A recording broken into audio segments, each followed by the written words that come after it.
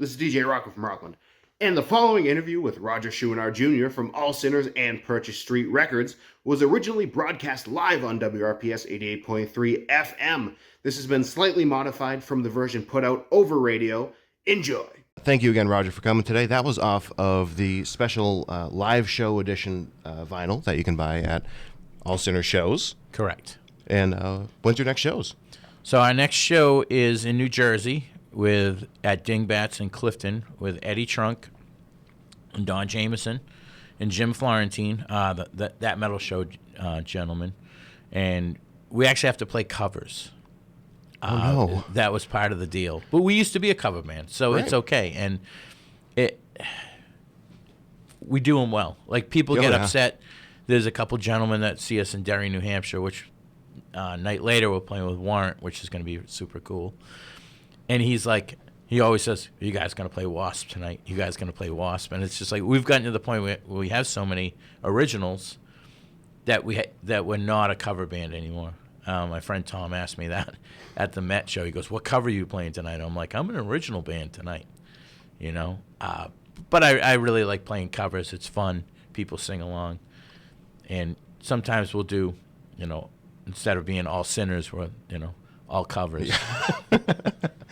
Now, it's funny you mentioned at the Met, because I realized, I was like, it got to the last, they started playing The Hunted. I was like, wait, they didn't play a single cover. No. And you guys didn't play songs. So you can easily do a long set of all originals. Yeah. That's awesome. So we're playing in a show in the springtime. As soon as the venue gives us the go. I wanted to rush it and get it done, but there's no sense of rushing things. You should do everything one thing at a time. I have a problem. I actually talked to the label about it, and I gave him some advice. And everybody's welcome to take this advice.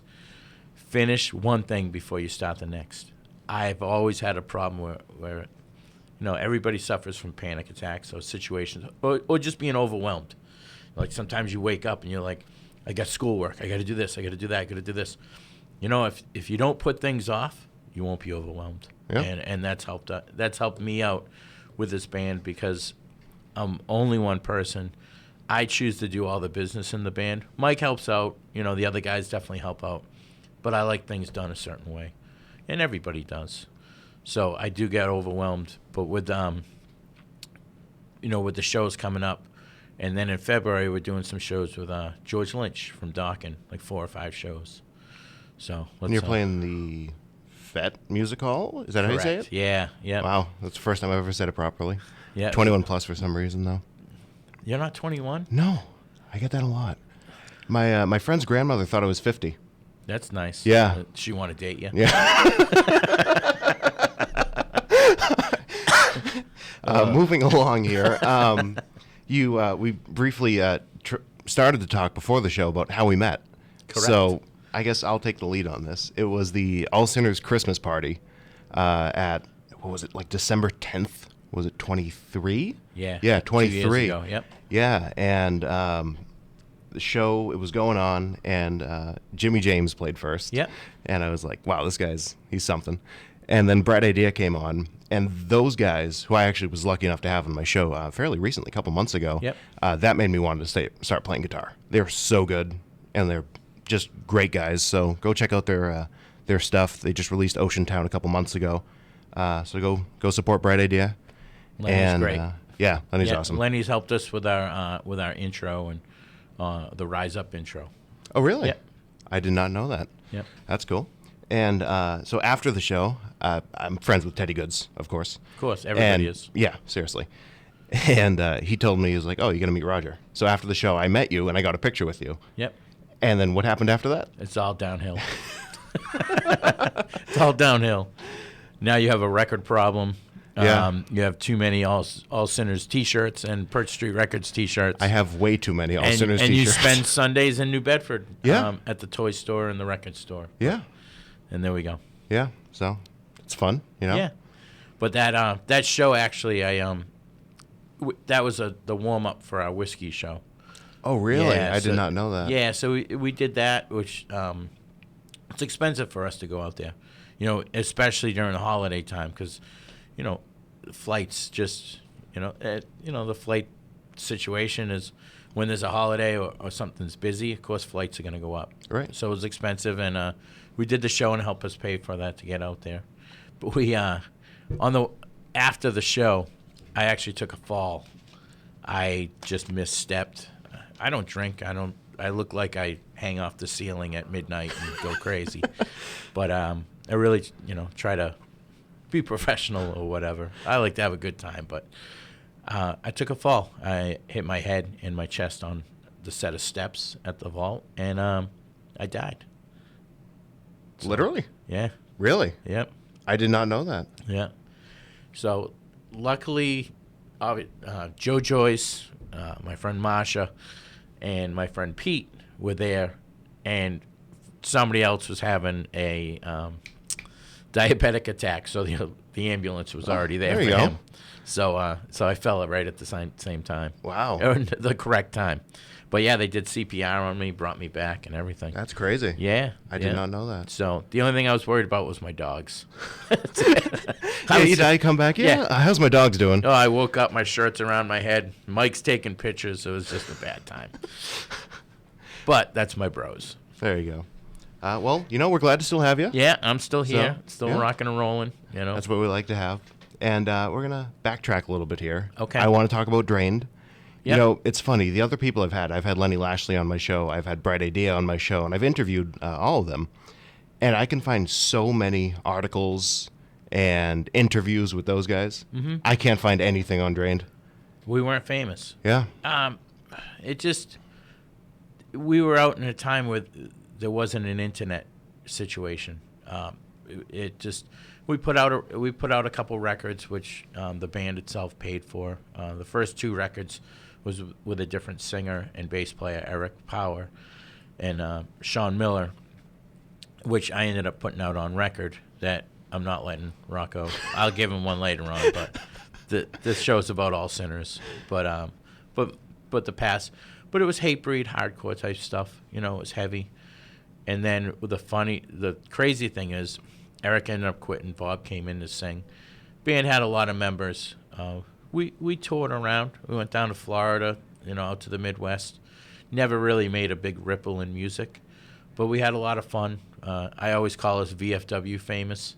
A lot of kids that are young adults now in this area used to go see us at the Buzzards Bay Eagles and the VFW in Middleborough and Taunton Lafayette Club, and and I booked bands like Bane, and I booked Shadows Fall in the Woods, in Bridgewater, and those dudes 2 years later are playing Ozfest up the street in Mansfield. So we grew up in that area, with the Kill Switch guys, the Unearth guys, and just everything. But it just at that time there wasn't a lot of internet presence. We got a few articles about us in a couple different magazines. They weren't good. So but if you like that, the tough guy, that type stuff, it is on Spotify. And what's great? We're about to find out if our listeners like that tough guy kind of stuff, because this is Drained with All Will Fall. Oh boy. And we're back. So once again, that was All Will Fall by your old band Drained. I actually have a funny story about this band. So we actually played a thing called Loco Bazooka up in Worcester. Yeah.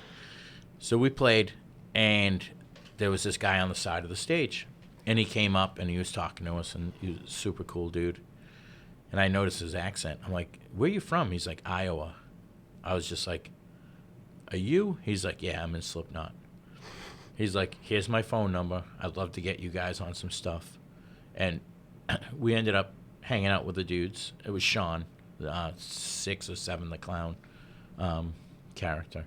We ended up going to Maine, became friends with the bass player that ended up passing away.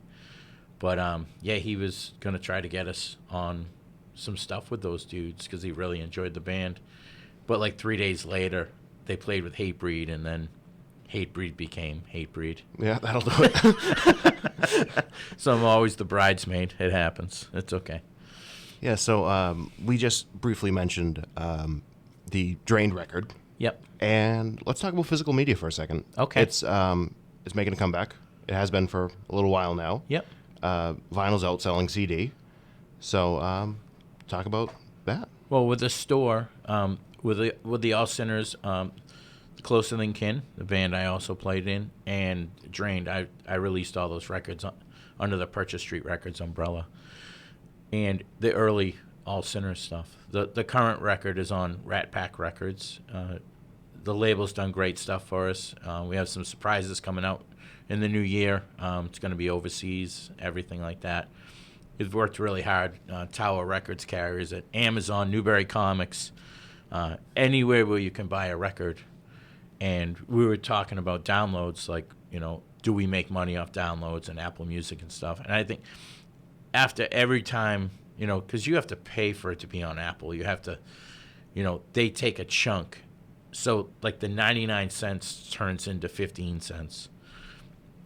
So a band like us, where we don't get, like a million downloads, like a national band or whoever, we make more money off physical media. So if we're at a show, so we sell a record, a CD, a hat, a tape, a sticker, some pics, whatever. That's mainly how we try to make money. And, the money that we make goes back into the band. Like if we have to fly to LA, I think we're doing some Texas shows this year with Dangerous Toys. Well, next year, within the coming year. And we have some tour stuff set. But we're, that's mainly where the money comes from. And, if we throw a local show, it does help us to do a little nest egg. Yeah. But we hope everybody can, even go to Amazon. Those damn drivers that block the road, they think they're the king of the road. You come around the dot corner, there's the Star Wars looking vehicle on right in the middle of the road. You're like, oh boy, here we go. It's funny you mentioned all those merch things because I have a merch store too. Zazzle.com/store/Rocco's_rewind. And in a second, I'll let you plug your Instagram and stuff. But first, you can follow me on Instagram at DJ Rocco from Rockland, YouTube at DJ Rocco from Rockland, and Twitter/X at DJ Rocco Rockland. Where can they find All Sinners and Purchase Street Records? I should just have you do it because you're very professional. Just PurchaseStreetRecords.com, and then Purchase Street Records. You look it up on Facebook, and All Sinners Band on Instagram. I do have a TikTok, and it's very hard to keep up with it and keep on it. So every couple of days I put up a video. It's pretty sad, But I'm trying. I'm the middle-aged guy trying to do the whole thing. But yeah, we try to keep up on the social medias, and we all have All Sinners Cult. We have our own group with about 1,400 people in there, and you get into the groups because that way you don't miss a post, and then you become friends with people and you see them so it's always fun at the shows. Yeah. And All Sinners shows are always super fun. Yeah. You might even want to become a guitar player. Don't do it. My left hand definitely agrees with you. I have no feeling in the fingertips. It's the weirdest thing ever.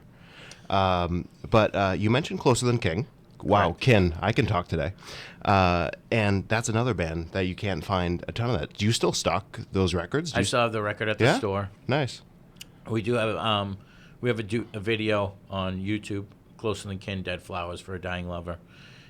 That band should have been something. We really tried. It was a weird time in life. We played, we came up with all the Kill Switch guys, and Brian Fair from Shadows Fall was our publicist, and we played all the right shows and played all the right people. It just, for some reason, it just didn't catch on. We signed to a bad record label down in Florida. They sent our record to a lot of, and that's a thing. Like, if you're gonna get a publicist and you're a band or a writer or anything, do some, like, with the All Sinners guys. The label ended up getting us a publicist, and I actually asked the publicist, who have you worked with? And the label, and not that he got mad at me, and he was just like, why are you asking? I was like, to be honest with you, my last band, the publicist sent our record to all death metal people who review death metal bands, and it killed us. Like, we got so many, not All Sinners, but the Closer Than Kin stuff. really got bad reviews. That record's astounding. The guitar work, the everything. It was a mix between Iron Maiden, Misfits, and just Boston hardcore. It was really good. And, we got together a few years ago. We might get together again. I was with the guitar player this past weekend. But it was a fun, and we toured the world. We went to Europe, went all through Canada, and all through the U.S. We gave it a shot. But if you're going to get a publicist, make sure they're sending this stuff to the correct people. All right, and on that note, let's hear a song from Closer Than Kin. This is the one you just mentioned. No video, unfortunately, on the audio format. That got banned from MTV, actually. We were on MTV for about 2 days. Really? Yeah, there was a lot of complaints because the gentleman... the song's about loving something or somebody so much that you bury that person in your backyard. It was a dark band. Yeah, I'd imagine. Yeah. But the concept is, it's just being obsessed about something. And the gentleman in the video just, passed away in the video. So it wasn't a, I don't know. Look it up. It's on YouTube. It's we didn't get banned from YouTube. There we go. Yet. Look at that. Well, let's see. Might happen now. Oh, boy. All right, that was once again Dead Flowers for a Dying Lover by Closer Than Kin. And there we go. Now I'm a little louder. Am I? I don't know. So, Roger, you have a great story to tell about that music video. So, yeah, and then we'll go to the next chapter. But, whenever I think of that, that was our hit. When we played it live, the kids and everybody just went crazy. There wasn't a ceiling tile left in the venue when we played that song because it was crazy. But when we did the video, we did it at River's Edge Studios in Taunton. It was a practice space my cousin owned, and it was about 150 degrees upstairs. So if you go to the video, about I think a minute in, you can see me fix my glasses. I always I'm playing, then all of a sudden I just take my finger and put it on. It was so hot, it was ridiculous. Then, if you also watch it in the greenery patch section. J.K.'s sister was the actress in that, very young girl, and we all caught poison ivy. Whoever walked through that green patch. But other than that, it was a great experience. Other than the lasting itch. Yeah. So obviously, I can't interview you without talking about your uncle. You wrote a whole book. Yep. Do you want to talk about that a little bit? Sure. My uncle's a Brockton native. Grew up in the area. He played for a band called Orphan and Utopia, which were high school rock bands. And then Bobby ended up getting in a band called Duke and the Drivers, which ended up being more of a Boston-based band. They played a lot with Jay Giles. My buddy Ralphie T, probably not listening, but great dude. It was funny. I had the book on the table. I used to do wrestling conventions and work with a bunch of those gentlemen. And my buddy Ralph comes up and he goes, "Hey, man, why do you have this book of Bobby?" I was like, "Oh, he's my uncle." He goes, "He used to pay me $1 or 50 cents to go get him a cheeseburger when he played with Duke and the Drivers." So Bobby actually borrowed $100 off my aunt, his sister, which probably still owes her, and took a bus to New York City and became the drummer of Robert Gordon, Carolyn Moss, and Billy Squire. So Bobby played all the hits from 1980 to the end of Billy's catalog. So it's he's taught me a lot. He's passed on. He's taught me a lot of just integrity. When I was young, which I'm not anymore, but when I was young, I would be backstage. I've met Rat. I met Def Leppard. Saw Queen in 1982. So being around those elements has taught me, how to be professional, around, I don't know, rock stars. I mean, everybody's a regular person and everything like that. But I've learned a lot, and with that, myself being Bobby's nephew, I ended up being. I've had a rock and roll life. I was. Twisted Sister, Dee Snider did a thing called Van Helsing's Curse. I worked with Joe Franco, which Joe Franco is the current drummer of the new Twisted Sister lineup. So it was more of like a Trans-Siberian Orchestra, but for Halloween. Oh. So it had the same management, which was Led Zeppelin's manager, Phil Carson.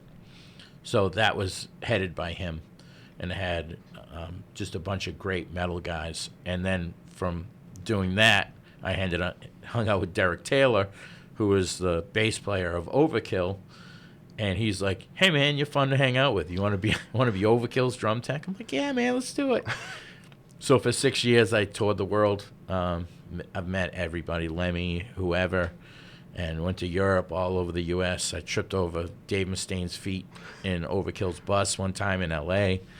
And but yeah, I've always been around rock and roll, and it's because of Bobby. Actually, I can't say that. It's because of my dad. Because if it wasn't for my father, none of us would be here.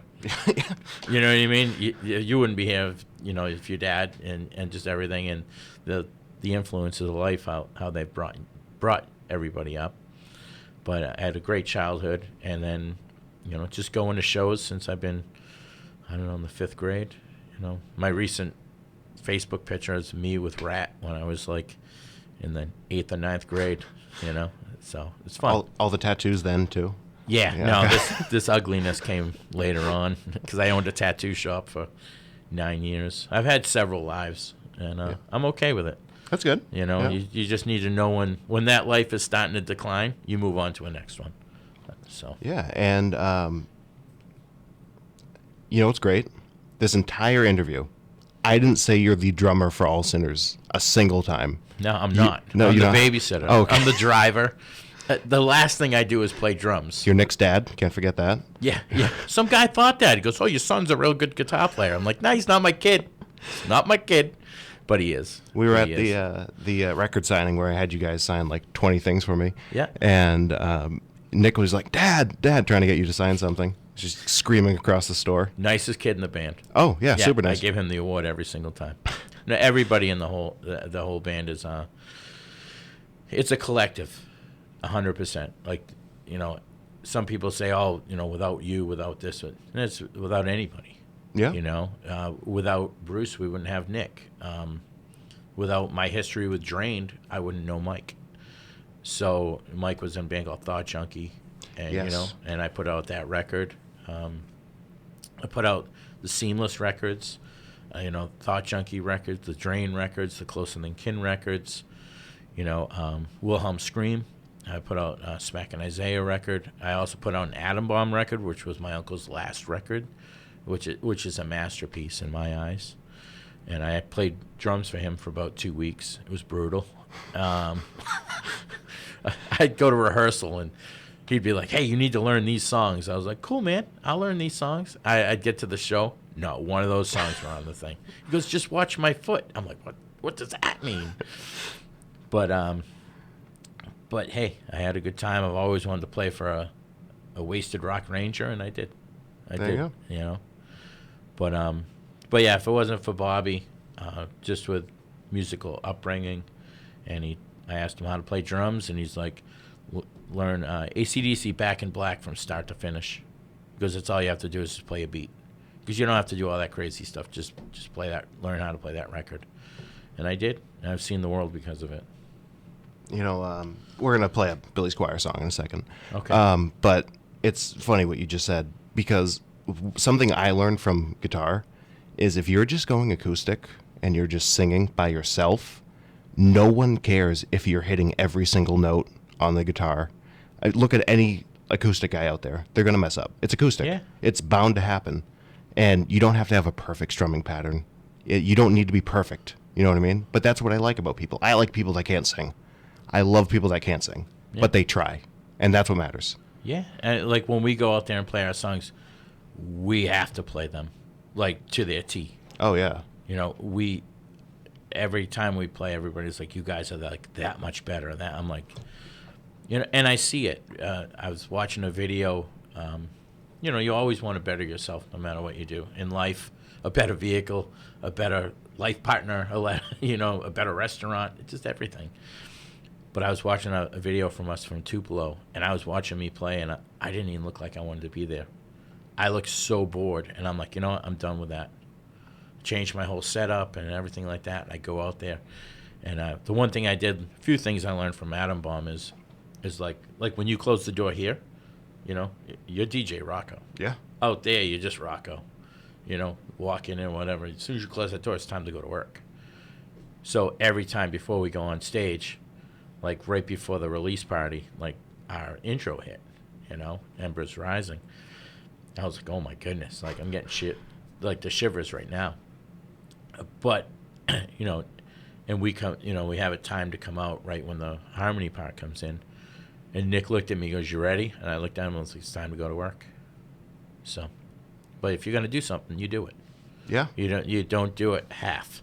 You know, like you're having a cookout, you just don't have burgers. You got to have hot dogs. You got to have everything else, you know. You throw a party. And that's what All Sinners does, is throw a party. Yeah. That, like you just said, I had that exact conversation after the Met show. I was like, these guys I can't believe they're getting better. I didn't think it was possible. Yeah. But you guys just keep improving every single time I see you. So, Thank you. That being said, here's In the Dark by the one, the only, Billy Squire, with Bobby Chouinard on drums. Yeah. That was actually one of the first songs I heard All Sinners do. You guys used to do that all the time. Yeah. At the acoustic show. We still do. Yeah. We still do. We were thinking about doing it at the Eddie Trunk show, but I think Wasp took its place. It depends. We're going to time it out, see what You're definitely going to happens. play Sabbath Bloody Sabbath, though. We can't. There's a Sabbath band playing. Is there? Yeah. That's okay. That's We're unfortunate. actually playing Triumph. Really? Oh, yeah. You should hear Mike do Triumph. I can imagine. The guys very dislike me for it, but I'm like, we need to. It's not an easy song to play. Oh, well, yeah, I'd imagine. Yeah. So, Purchase Street Records, it's your 8th anniversary today. Correct. Did Did you get me a present? I got your shirt. There we go. A yeah. cupcake, anything like that? Birthday cake? It's outside. on its way. Yeah, it's on Yeah, it's on its way. It's the Amazon. It's going to show up at 3 a.m. Oh, God. How do you open a record store? Do you have to like buy collections and stuff before you do it, or how did that work in your case? So I used to own a tattoo shop, and at the end of the tattoo shop, I'm not saying it started to fail, but it just wasn't going the way I wanted to go. So I actually started buying and selling out of, like, you know, because a lot of people that come into the store have stuff. So I started toys. I bought in blue jeans. I bought in everything. And then for some reason I just bought records.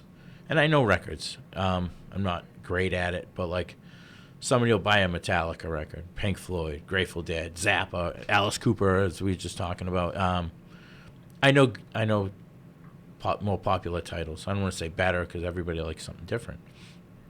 So I just started buying and selling records. And it just got to the point where I was just like, I think I can do this. I used to have a booth at the Rainham Flea Market and Rogers Rock and Wrestling. And I used to have like Rikishi there, Road Warrior Animal. Everybody around me disliked me when I had wrestlers because it blocked their aisles. Like I'd have Vicky Guerrero. You could meet anybody at my booth. And it was fun. It was a lot of fun. But it just got to the factor I was paying the same amount of rent for a store as I would on one day at the flea market. And I was like, you know what? I think I can open a record store. So it just, you know, I buy and sell, you know, collections. It's sad to say every day there's a divorce, somebody passes away, you know, or somebody just says, you know what? I don't want these anymore. And that's how you get your collections. So it just and I do buy the newer, you know, like we were just talking, new Alice Cooper. You're not going to buy that in a used collection. Right. You know, there's always represses of stuff. The 90s stuff that's harder to get, they're starting to catch on. They're looking at things that are not overpriced, but things that are fetching value. Where a regular person, which is everybody in this world, doesn't want to pay $400 to listen to a record. They'll pay $30 though. Yeah. So, and I guess with me being self-employed, I've been self-employed since 94, 95. I always told myself, if I can make X amount of money a week, I'm doing okay. Like, you don't have to make it every single day. Like, some days I make $100. And one day I could make 10 grand. Like, if I do a record show or something like that, and I have pricey stuff that people do buy. So as long as you're paying your bills, and I guess that's what makes, and be happy in life. That's what makes life work. So, excuse me, that never happens. Wow. This is a special show. I cleared my throat on air. There was Probably caught my cough. there was one show where I'm ending the show, and I hate to talk about myself for a minute, but and I just start choking on absolutely nothing. I'm like, this is my last show, just as on air. It's great. And then I recovered and ended the show like the professional I am, in this room at least. You fall down, you get back up. Yeah. So I got to ask, what was the first cover All Sinners learned? Oh, my goodness. With Mike? Yes. Whoa. What do you mean with Mike? So we used to be San Dimas. So prior to All Sinners, San Dimas, we had another singer, Josh. He had a lot going on in his life. So he quit in a group chat. If you're ever going to quit a band, don't do it in a group chat. Be a man. A lot of life lessons today. Be a person. You could be a female in a band too. Be a person, and if you have a problem with somebody, say it to them. Say, you know what, guys, this is just too much for me. Don't quit in a group chat. But he quit in a group chat, and I actually put online. And I was mad, because I put a lot of effort into anything that I do. And I was like, man, we started getting some good shows. We had some stuff booked. It's like, anybody want to sing for an 80s cover band? Mike goes, me. So I told the guys, I was like, hey, we got this dude coming down, Mike Golars. And one of the guys goes, well, we can try him out, see how he does. I said, no, this is the guy, and he hasn't left. Yeah. So twice in one show. Wow, this is a lot.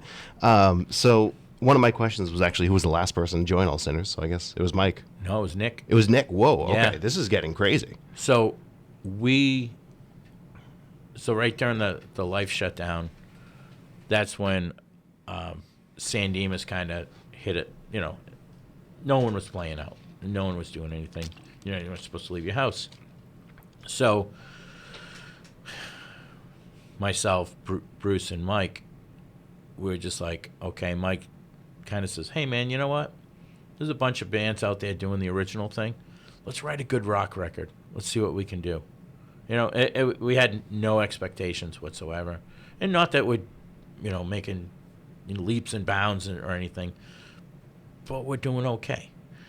And so we brought a few guitar players down. Nothing really gelled. And then Bruce was like, hey, man, I know this guy Nick. He's really good. Let's bring him in. And him and Mike locked eyes, like, the Valentine's hearts went above both of their heads. Like, it's great when those two work together. I'm the type of musician that if these guys are trying to figure something out, there's nothing worse than somebody just making a bunch of noise. So when these guys are figuring stuff out, I just put my sticks down. But it just worked. Nick just never left, and you can tell the progression from the demos. Mike wrote the stuff on the demos, the 4 songs, mainly, and Nick came in and put his to it. On the record, you can tell Nick, really laid the groundwork for those songs. So, but they're both recordings to me are great. Oh yeah, and it's funny you mentioned Nick and Mike here. You're all wearing, except Bruce. He always wears a black shirt.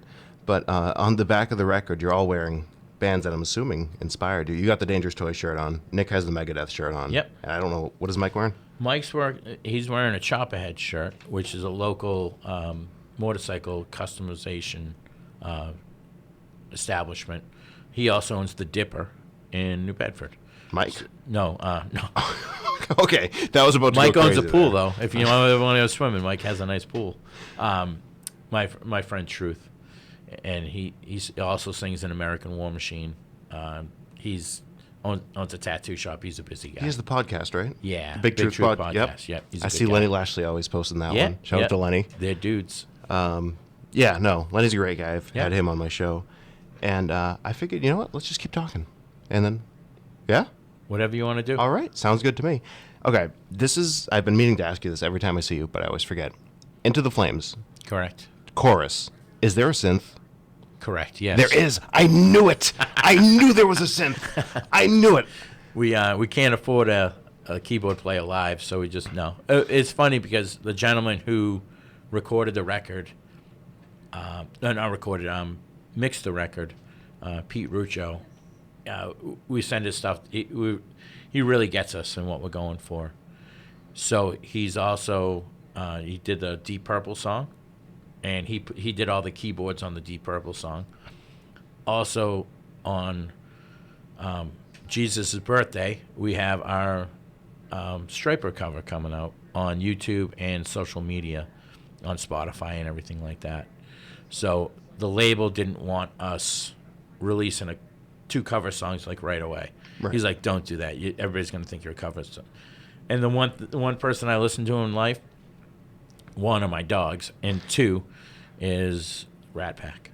So when we sent this stuff to him, it was funny because when we got the mixes back on Hunted, a really early mix on Hunted, they put a tambourine in the mix, and Nick inboxed the group, can you guys hear a tambourine?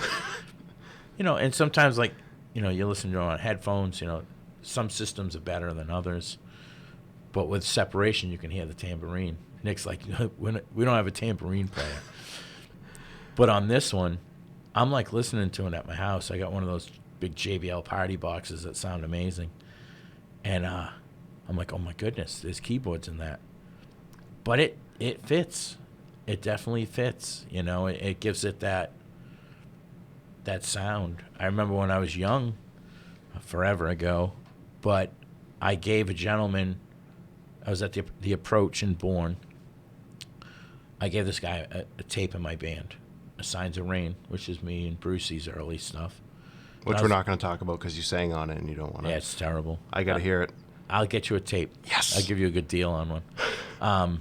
So I gave this guy a tape, and I said to him, I was like, hey man, here's my tape, and we're much better live.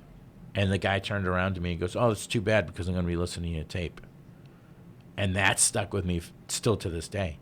So if you're going to put out or produce or anything, like what we're doing here, you want to do your best, and because live, it's a half an hour, and then it's really not, unless it's on YouTube or whatever.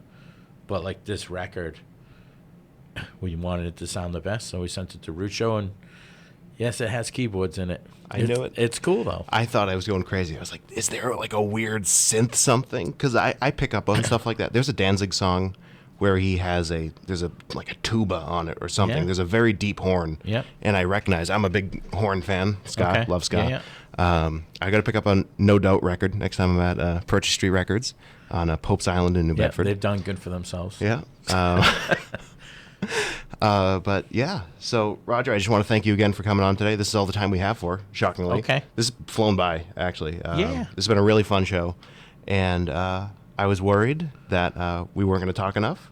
But then right at the beginning of the show... Yeah, because you sent me all these questions at midnight one night, and I was just like, let's just do it off the... Oh, I have to read this. Oh, okay. Here we go. This is the last thing in the show. Roger's going to read the PSA, then we're going to play one more song. PSA. There's a craft fair. The start date's 11/19. Oh, no. You just keep... Oh, yeah. I feel like Ron Burgundy right now. Like you put it in front of me, and I have to I have to read it.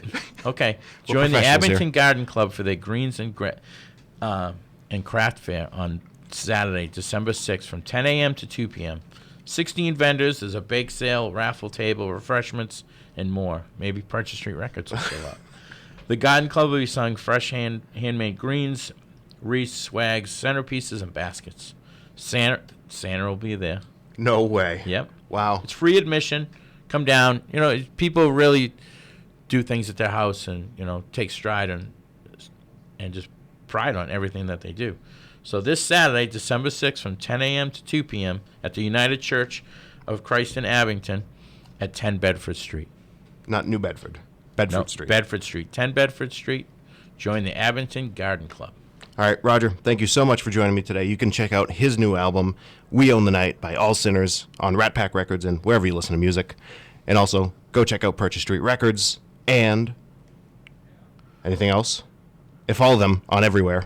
Enjoy the day. Enjoy the day. That? I'm DJ Rocco from Rockland. You can follow me on Instagram and YouTube at DJ Rocco from Rockland. Buy my merch, please. Zazzle.com/store/Roccos_rewind. And we are ending with a song called Lead Me into Darkness by All Sinners. And Best song on the record. Hey, I hope you enjoyed that interview. Big shout out to Roger for joining me on the show. Make sure to go support him, All Sinners, Purchase Street Records, wherever you can find them. Also, you can support me on here, YouTube, at DJ Rocco from Rockland. Make sure to subscribe and hit that bell icon for notifications.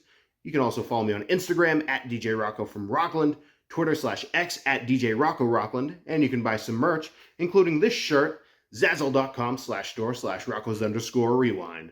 Thank you.